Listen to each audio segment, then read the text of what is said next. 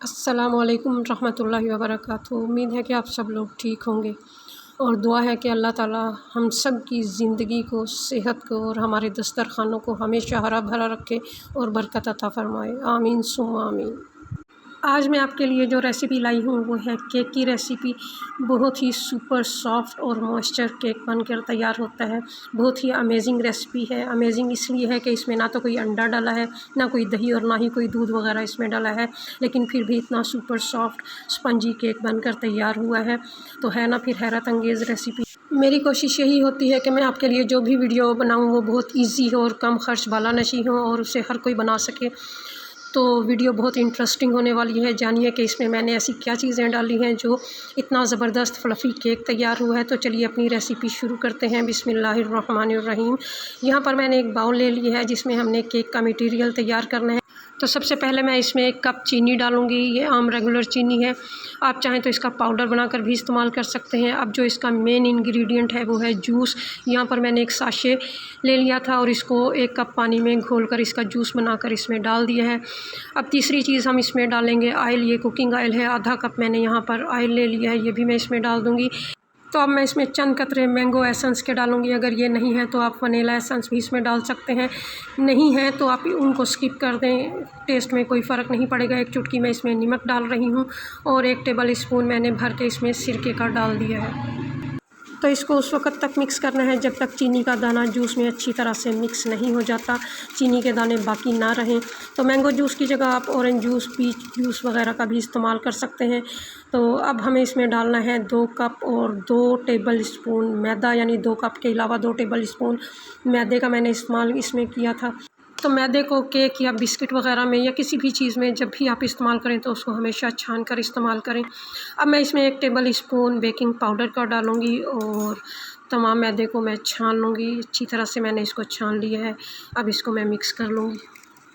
और एक टिप मैं आपको और बता दूं कि अच्छा केक कैसे बनता है। जब भी आप केक का मटेरियल इस तरह मिक्स करें तो हमेशा उसको एक ही साइड पे मिक्स करें, दाएं या बाएं। अगर आप एक साइड पे करें तो आपने उसी साइड पे इसको मिक्स करना है, घुमा घुमा कर, इधर उधर करके मिक्स नहीं करना।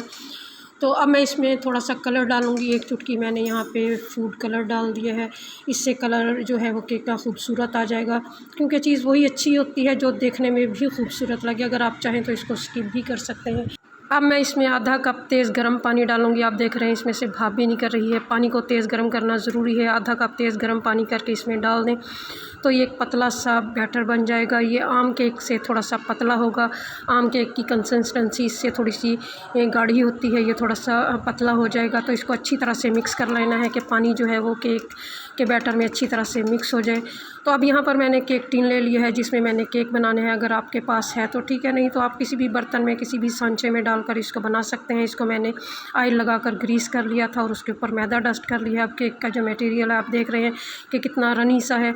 तो इस केक के मटेरियल को मैं इस केक टिन में डाल दूँगी और प्याले को जो मैं वो है अच्छी तरह से साफ़ कर लूँ, क्योंकि कोई भी चीज़ जो है वो ज़ाया नहीं होनी चाहिए। तो अब मैं इसको थोड़ा सा टैप कर लूँगी। तो एज़ यूजुअल हम इसको चूल्हे पर बेक करेंगे। आप इसके लिए कोई भी पतीली या कढ़ाई ले सकते हैं या कोई भी कुकर का इस्तेमाल कर सकते हैं। मैंने यहाँ पे बड़ा कुकर लिया है और इसमें एक वायर स्टैंड रख दिया है। मैंने इसके नीचे कोई चूल्हा वगैरह अभी तक नहीं जलाया है।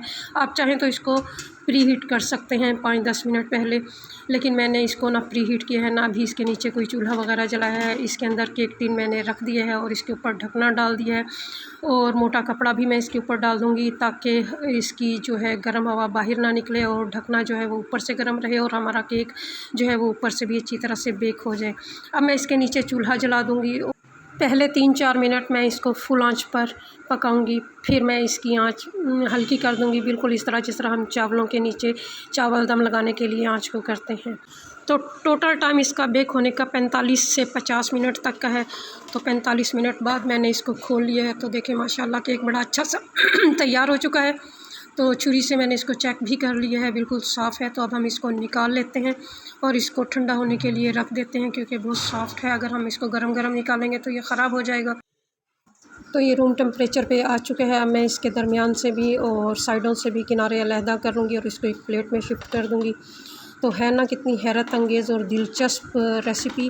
यूट्यूब पे आपको बहुत ही कम ये रेसिपी देखने को मिलेगी। देखें माशाल्लाह कितना ज़बरदस्त सुपर सॉफ्ट और कितना खूबसूरत जो है वो केक तैयार हुआ है।